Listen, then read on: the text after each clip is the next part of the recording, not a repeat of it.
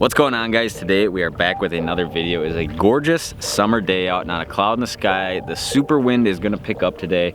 Crazy wind the past week or so, but today we're going to be talking about some of the extremely fine technical points of slipbobber fishing. And this will be the last slipbobber video we do for a while, just because I'm getting bored of doing it. In fact, I'd rather come out here and catch fish doing 100 other different things just because I like doing a lot of other stuff. But it is so effective and the bite is just so good right now that we're gonna film. We're gonna kind of answer a lot of the technical questions on how I slip bobber. I do a ton of slip bobbering and it's a super effective way to fish. Today we're gonna talk about a lot of that rigging stuff, a lot of the how you fish it, how you work through a spot, a lot of the side imaging stuff, and how you can pinpoint those fish and kind of make sure you're always around fish, because that really is the key, and that's why it is incredibly so effective. We're also going to talk about why the slip bobber is so effective, but stay tuned. We got to kind of boat around here, find some fish, and you guys are definitely going to see in this video, because I've already been fishing for a little bit this morning, and we're gonna pound some fish. So stay tuned, and we're gonna catch them and talk about the finer technical points of slip bobber fishing.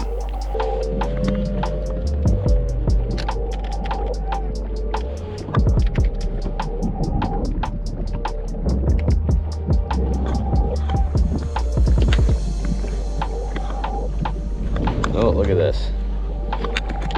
Right away. Right on cue for the video. Ooh. That one's got some pull for sure. That's what we like to do. Pitch that first bobber out. I still actually got to dig another rod out of the rod locker. And look at that. Right away. Beautiful walleye right there. We'll take it. Look at that. Catch. Can't beat that. About 45 seconds in. There we go. Give you a quick look. If you look at my side imaging here, that is a wad of fish out the right side of the boat. We're gonna pop this guy off. We're just gonna keep firing around over there. He was not coming off. He's got it good. There we go. Beautiful one to start right there. Take him like that all day long. Just let him go. About 20-inch fish. See you later, buddy. Oh my gosh, I don't know how that thing's not even down yet. It's just a mountain of fish right there. It will go down shortly. Yep. Oh, it just bobbed down for a second. Might have been a little perch or something around. All right, we're in 15. It's about 14 feet deep in there. We'll set this about 12. Something like that should do. Yep, look at that, right as it should happen. Another bobber down. I got a weird odd amount of slack out here. Got him though. Feels like another quality fish. Having a long rod is crucial for slip bobbering. This is not the thing you do with a 6-foot rod. This is a 7.5 foot medium light, and it works so good for like when you got slack like that. Picking up all that loose stuff is gonna be a nice fish for sure. I don't know, whoever said that walleyes don't fight, that's pretty much a joke, especially when you get them in the weeds like this. Oh yeah, quality walleye. Oh, that was a premature net job there. Come here, buddy. These are the ones we're after, and we got them. Oh man, that's a toad right there. Just put a leech on this. I'm gonna get it out there quick. Alright, got lines in the water. Look at this chunker. This is what we are after today. Slip bobbering is not a small fish deal. That is for sure. I feel like a lot of people have that misconception. That's a lot of shorter fish, but look at that. Just a stud walleye right there. That's probably about a 25-incher. For northern Wisconsin, if you're catching those, you're getting the good ones. See you later, buddy. Oh, look at this.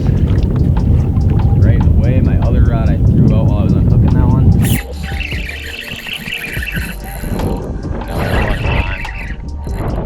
Another one that feels good. Can't complain about this. I've yet to get 2 bobbers in the water at the same time. My net's all tangled up here. from having the jig still in that one. And one after another after another. It's been hard to film anything else when this is like this. And this is how it's been for a few weeks now. And here is just another toad from northern Wisconsin. I might have to look. I may have caught this fish in a recent video I did. I gotta check. Look at this. He's got this mark right on his tail here. We'll go back and air some of the footage now, see if this is the same fish. But look at that. Quality northern Wisconsin walleye. Another one about 24, 25 right in there. Let's let him go. Boom. So another thing which I want to talk about quick is very important in slip bobber fishing, just for overall efficiency, right? It is being ready to cast when you're looking for fish. And you know, we're not slip bobbering just like spots that we hope have fish on. We're slip bobbering spots that we see the fish on and then we fish there. So I am almost always ready to cast, right? I have 3 rods in the boat right now ready to cast because I'm in Wisconsin. Now, if I'm in Minnesota, you know, you got 1 rod. It just is what it is. Maybe you got 2 buddies in the boat, then you got 3 rods. But I got 3 rods that are all set up. They all have leeches on it. They're all set for approximately the depth I'm gonna be fishing, right? And we're cruising around, we're looking for fish. Another important part of this is being able to gauge distance on your side imaging, right? Now, like I got mine set at 80 feet, we're only in 10 feet of water, so those fish are halfway out, you know, they're 30, 40 feet out. And you know, that's extremely important for this whole thing, because you gotta be able to, once you see those fish, you know, kind of decide where they are in the water. You know, side imaging will always, you know, when you select a range, it'll always tell you how far away, you know, that is, you know, how far out that outer perimeter is, right? And right now I got mine set on 80 feet. So as I'm cruising around here, we might see some here, we might not, but we will see. We'll give it a second. All right, so there's some fish straight to the right of me. I'm at 14 feet, so I was set at 12. Now, the first thing I'm gonna do is I'm gonna hit spot lock right away. So I see these fish, they're pretty much right, they're right there. They're not super far. That might have even been a little short, right? But right away what I did there is I spot locked. Those fish are right to the right of me right now. I set my depth correctly and I threw a bobber on them right away, right? Now I can go ahead and turn my motor off, right? I'm gonna throw this in a rod holder. These might go down right away, it might not, I don't know. But we're gonna take the other one, which is also set correctly, and we're gonna throw it right behind that one a little bit farther just to kind of cover that zone correctly. Let's take this and chuck it out there. Might set that too deep. Okay, yeah, we're right around fish there. So what I'm gonna do is I'm gonna take this one, I'm gonna throw it out there a little bit farther.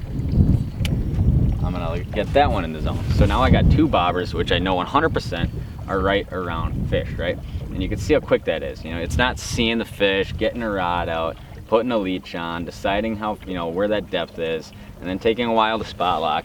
This is super quick, right? And this is kind of what I think a lot of guys want to fish a slip bobber a lot more like a wait. Here we go. Wait for fish to come to them scenario.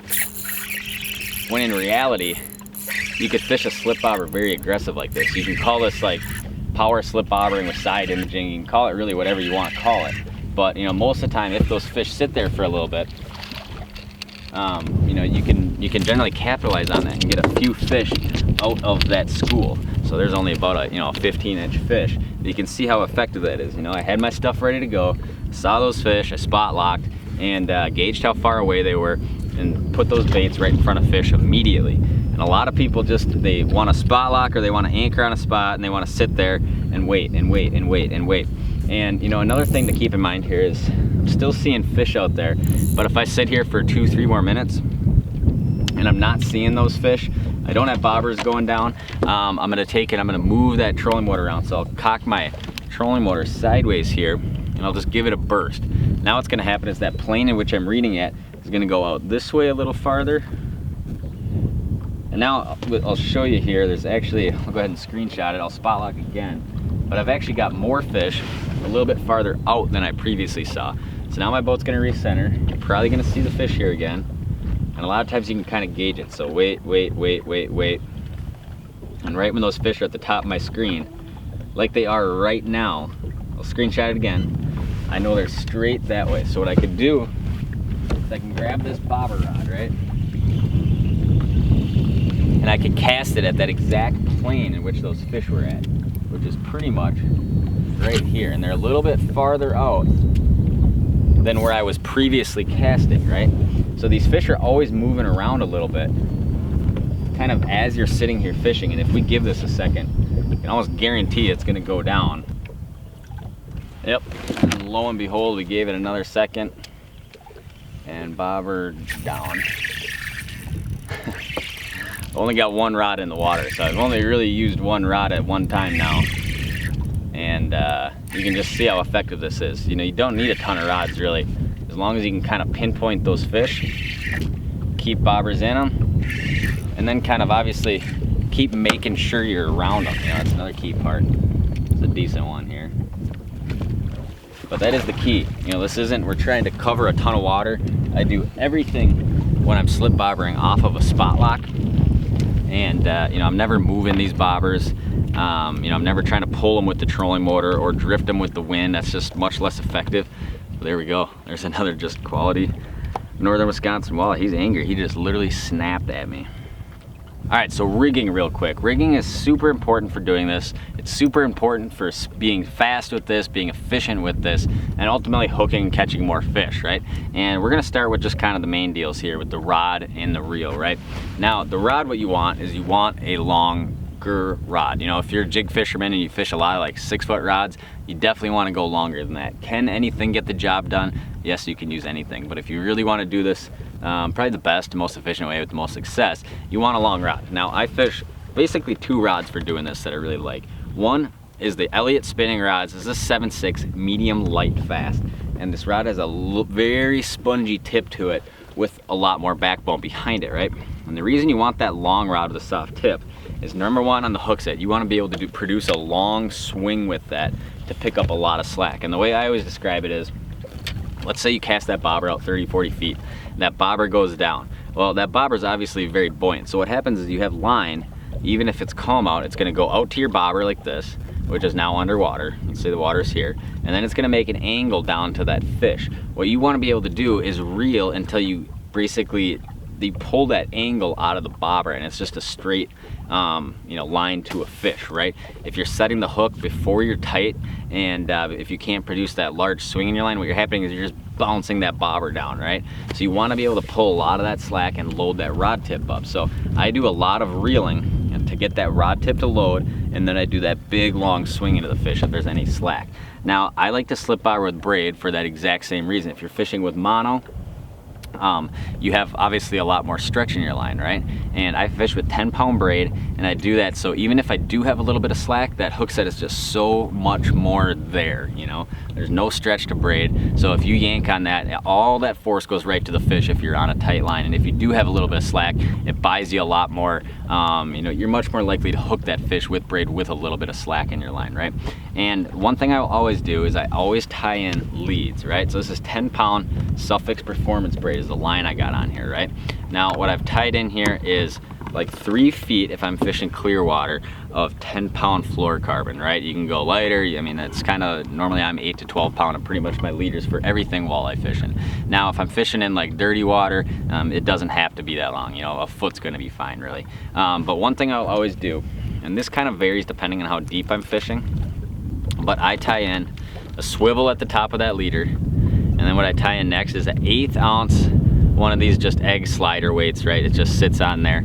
And basically what this does is it lets me cast farther and it gets my bait down very quick. If you bypass this weight, what's gonna happen is it's gonna take longer to get to the bottom. If you're fishing in wind and that thing's blowing by, you're gonna have the effect where you're kind of, you know, you're just drifting that stuff along. That weight keeps things tight.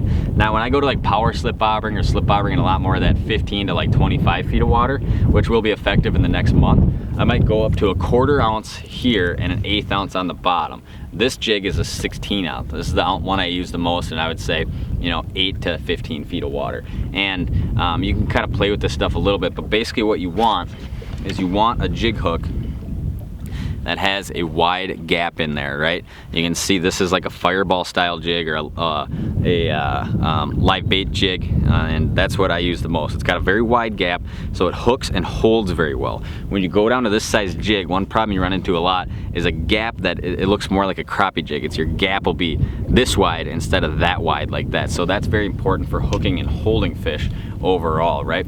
And the two bobbers I run, there's basically, you know, there's a little bit of difference in them, but not much. One's the Thill, this is like a Thill Pro, and the important part is it has brass grommets on one end. The other one I like to use, probably even more, I just don't even, I've rigged up these and I've just kind of left them, is a Thill wobble bobber. That's grommeted on both ends, and it probably tangles up a little bit less on the cast. And I like to fish kind of the bigger size of that Thill Pro, and then a 3/8 for that Thill wobble bobber. And you know, that's kind of key. And then, like we discussed in a previous video, what you want to be doing is you want to be using like the nylon style of bobber stops. You don't want the ones that feel like twine. And it's real easy, you know, you go into a tackle store and you look at them and you'll be able to tell the difference. But pretty simple on that. The Reelwise Piscifun Carbon X 2000, this is just a super quick reel. And you want a fast reel for picking up a lot of that slack. You know, like let's say you see a bobber go down, you want to be able to crank up that slack real quick in order to set the hook. It's not a waiting game, waiting for that fish to make sure he's got it, right? Second that bobber goes down, you're plenty fine to set the hook. So I turned the camera off at the end of each fish catch so I can edit it easier. And just turn that off. And look at this. Fish after fish. Too much fun. Too effective. This is kind of why we film so much slip bobber stuff. It's not because nothing else is working, it's just like, when it's like this, you know, what else do you really want to do? We film videos on whatever is working best at that current time, and you can't argue with how effective this is right now. Most time these fish don't stay put like this for this long of a time. Look at that, there's another one. We have no lines in the water. We have nothing left. Well, that is gonna do it for us today. Hopefully you guys enjoyed watching this video. I've made a ton of slip bobber videos, but I don't think I've made any really just with the very, like the exact specifics on how I like to fish this. You know, it's a lot of side imaging and sonar work to make sure you're always in fish, number one. You know, getting rigged right definitely goes a long ways, and then just making sure you stay in those fish is another big thing. So I think a slip bobber is a super killer way to fish and super underrated overall. And the ski boats are coming out, the wind's picking up, and I'm gonna get out of here. But I appreciate you guys watching. If you're not yet, please subscribe. We got a ton of very different content on the way in the near future from a ton of different techniques and locations, which I'm excited about. So stay tuned for some of that. And yeah, thanks for watching. See you guys next time.